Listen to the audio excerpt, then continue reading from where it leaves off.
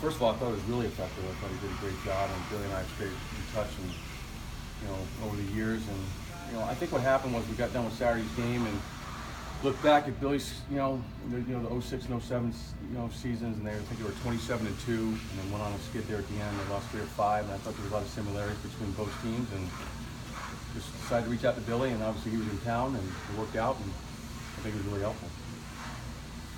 New season starts tomorrow. That's got to be the way you approach it. Yeah, I mean, everybody started with a clean slate. We're excited. We got Brady back. He looked great his last 2 pens. I think JJ's still day to day, but for the most part, I think we're in a good frame of mind. We've had a great week of practice, and we've done this before. And obviously, it's good to be back home. Who's your Friday guy? Tommy Mace. Any thoughts about switching that up, or you just keep rolling with what you? No, I just think that Tommy's been really good the last 2 starts, and I think Brady's got to, obviously, hopefully we play, up to our capabilities on Friday, and I think Brady gives us the best chance to win on Saturday. You say you've been through that before.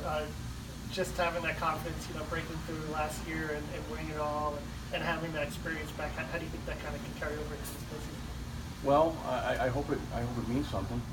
That was one of the other messages that Billy had yesterday. A lot of the key players from last year were a big part of our success at the end of the year. So we just trying to get our mojo back and get some confidence going again. And we played really good for 50+ games.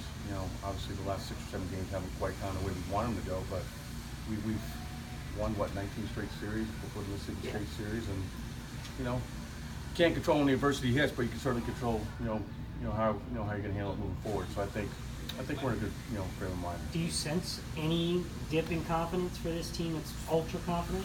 I'd be lying to you if I didn't sense that at the SEC tournament. I think it was just a combination of things. I think the injury with Brady, and he really got us out of our routine. He starts every Friday night in the league. He's 8-1, and we get off to a good start, and now all of a sudden JJ gets hit and breaks a bone in his hand, and next thing you know, I'm throwing 2 freshmen, Mason, Leftwich, out there on the weekends, and we get beat by a good Mississippi State team. Our bullpen gives it up the first and third games, which hadn't happened the whole year, and we just, a lot of things happened at the wrong time. But at the end of the day, and I think that was the other message Billy had yesterday, was there's probably no better time for us to face adversity than right now.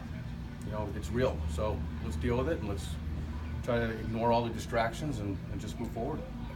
Jonathan, India said this team has shown that it's a good defensive team in the past. Just was there any a little extra emphasis on that this week, though, in terms of maybe some of the slippage, or do you feel like it's going to come around? No, I think it's a lot like basketball and free throw shooting. I mean, the more we talk about it, the worse we get. And the other thing too is we get the draft coming up on Monday. So we got 3 potential first rounders. So there's probably 7 or 8 guys that are going to be selected in the draft. So there's a lot of things that have kind of happened all at the same time. But I trust these guys, and like I said, we've had a really good week of practice.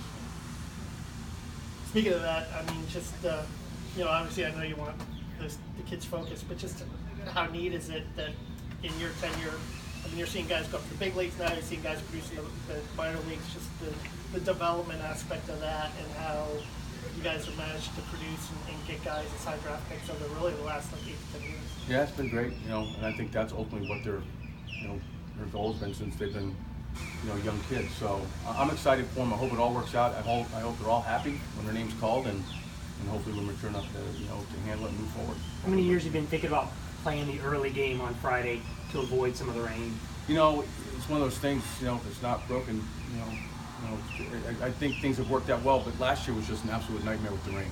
And now I'm looking at the rain now, it looks like we've got 60% at 1 o'clock tomorrow. So I'm looking at this thing going, so I've got Jackson, penciled in to go game 3. Now I'm thinking, maybe I need to be light on his pen today just in case worst case scenario happens and we get banged after 3 or something. So I'm always trying to think ahead, but hopefully the rain will either get in here before 12 o'clock or after 3 o'clock, so we'll see. Can't wait till you build that dome. No question. How about the bullpen? Mike said he was, leaving some pitches up and stuff. Just him, and how do you feel about, just the state of your pen just heading into this weekend? It's fine. Butler's been really good all year long. He had a little hiccup here recently, but I trust him. He threw, on Tuesday and threw really well. Michael Burns really good against LSU. I think he needed that. I think everybody's kind of shell shocked about what happened at Mississippi State, but You know, it happens, but I thought he bounced back really well against LSU when we won on Wednesday night. Do you have a target date for JJ? Can you even go there? No, it's really day to day. It really boils down to how much, pain tolerance. I don't think he could do anything worse to it. But the fact of the matter is, he's got a broke bone. And I think it's just day to day. And I'm not one to continue to ask him how you feel. I know he wants to play, but that'll be up to him and the trainer. And if he can go this weekend, great. If he can't, then somebody's got to man up. That's that simple. You obviously, haven't seen probably Columbia very much, maybe studying up on them, but you've got, two in-state teams that you've seen before, just a familiarity of that when you get to the second stage, and how do you feel like the regional stacks up? I'll be honest with you, Kevin, the only thing I'm worried about is Columbia Friday night and us playing as well. I don't want to sound like coach speak, but I've learned that a long time ago. It's one of the takeaways. We've gone to Omaha so many times and come up short. My only focus is Columbia, and we'll worry about Saturday and who we play, when that happens. But right now, this team needs to play better baseball, and we need to get off to a good start. We need to swing the bats. We need to take a lead. We've been playing from behind an awful lot, recently.